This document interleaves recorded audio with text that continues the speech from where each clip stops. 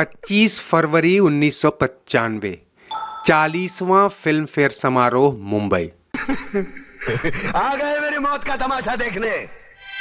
लोग देख तो रहे थे, लेकिन यहाँ किसी की मौत का तमाशा नहीं बल्कि फिल्म पुरस्कारों का सबसे बड़ा जश्न चल रहा था।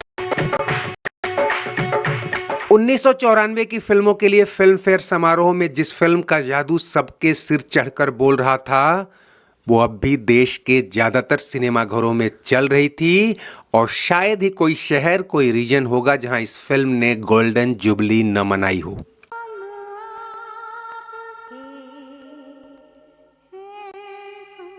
ये पहली फिल्म थी जिसने देसी बॉक्स ऑफिस पर इतने कम समय में ही 50 करोड़ रुपए से ज्यादा की कमाई कर शोले का रिकॉर्ड तोड़ दिया। इस फिल्म को 13 नॉमिनेशंस मिले थे और बेस्ट फिल्म सहित इसने 5 फिल्म फेयर पुरस्कार भी जीत लिए थे। लेकिन एक पुरस्कार ने क्रिटिक्स की भविष्यवाणियां और फैंस की उम्मीदें ही नहीं तोड़ी, सिनेमा के पर्दे पर रोमांटिसिज्म का ढर्रा ही तोड़ दिया। बेस्ट एक्टिंग के फिल्म फेयर पुरस्कारों के लिए सलमान खान, आमिर खान, अनिल कपूर और अक्षय कुमार नॉमिनेटेड थे। इन सभी की फिल्में उस दौर की बेहतरीन रोमांटिक थीम लिए हुए थीं। लेकिन बेस्ट एक्टर का पुरस्कार मिला फिल्म क्रांतिवीर के नाना पाटेकर को। तुम्हारी ये नामर्दानगी, बुज़दिली एक दिन इस देश की मौत का तमाशा इसी खामोशी से देखेगी। कुछ नहीं कहना मुझे तुम्हें, कुछ नहीं।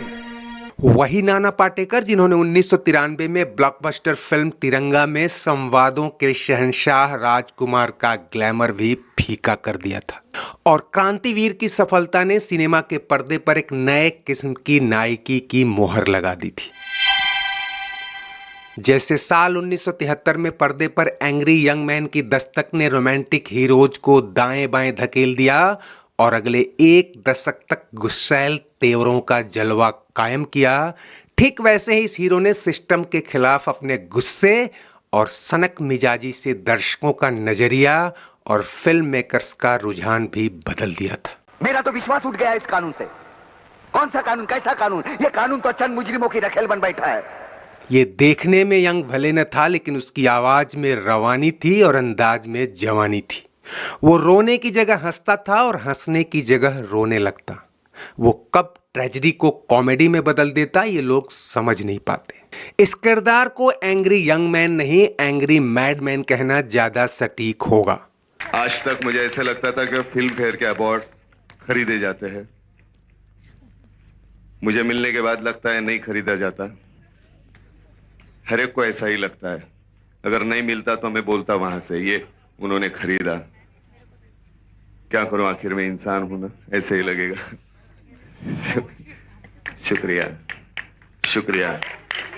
हम यहाँ नाना पाटेकर की तुलना अमिताभ बच्चन से नहीं कर रहे दोस्तों, लेकिन 90 के दशक में बॉलीवुड के रोमांटिसिज्म को अगर किसी एक हीरो ने ठीक 70 के दशक वाले अंदाज में चुनौती दी थी तो वो नाना पाटेकर ही थे। क्योंकि आत्मा और अंदर का इंसान मर चुका है, जीने के लिए खिलौने समझौते कर चुका है।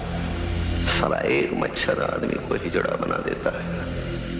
इसमें कोई शक नहीं कि तब फिल्मी पर्दे पर ट्रिपल खान यानी आमिर, सलमान और शाहरुख का राज था और इन्हीं की फैन फॉलोइंग भी थी।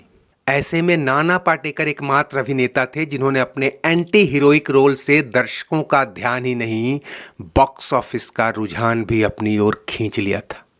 तिरंगा, क्रांतिवीर और अग्निसाक्षी ने नाना पाटेकर को उस मुकाम पर पहुंचा दिया जहां बड़े बड़े फिल्म मेकर्स उन्हें लीड रोल में लेने को बेताब थे। 90s में कोई कितना भी बड़ा एक्टर हो, नाना पाटेकर के फिल्म में आते ही वो साइड हो जाता था। संजय लीला भंसाली की फिल्म खामोशी द म्यूजिकल में वैसे तो सलमान खान और मनीषा कोइराला हीरो हीरोइन हैं, लेकिन पूरी फिल्म नाना पाटेकर की खामोश एक्टिंग से बंध जाती है।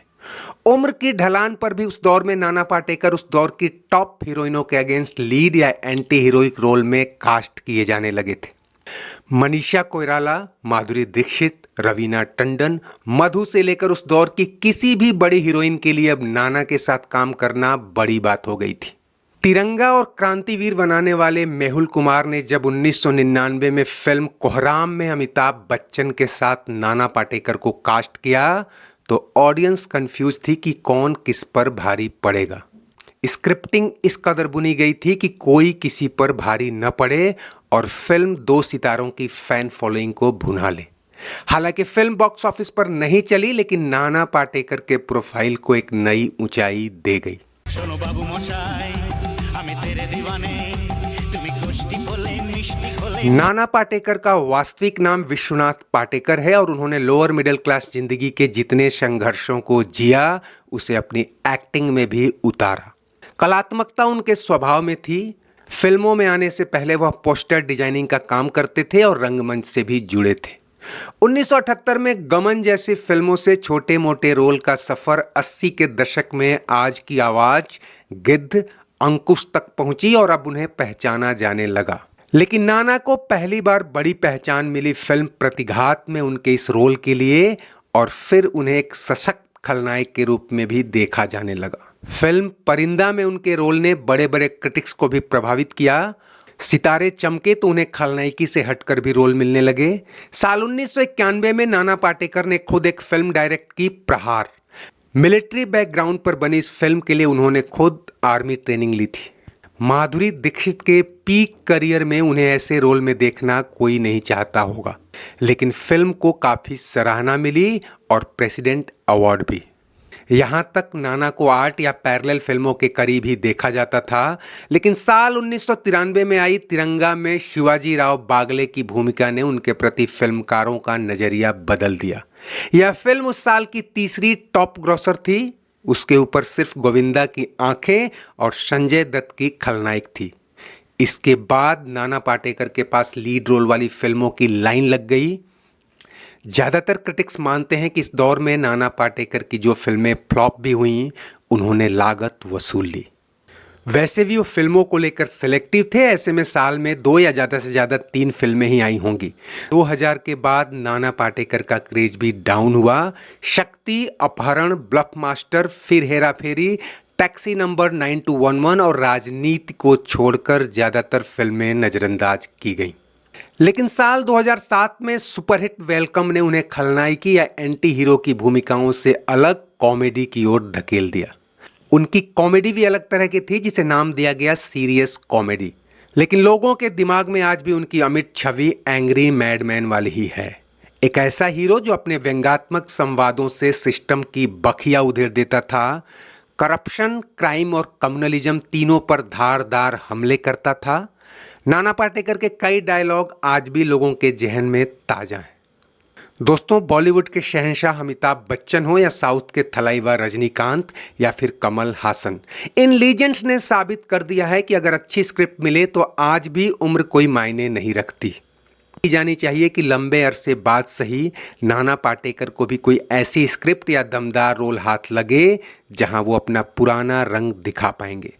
साला एक मच्छर आदमी को हिजड़ा बना देता है। कैसे बताऊं मैं तुम्हें, मेरे लिए तुम कौन हो? दोस्तों, उम्मीद है आपको वीडियो अच्छा लगा होगा। चलते चलते इसे लाइक, शेयर और सब्सक्राइब कर लीजिए और कमेंट बॉक्स में अपनी राय जरूर दीजिए। शुक्रिया, नमस्ते, आभार।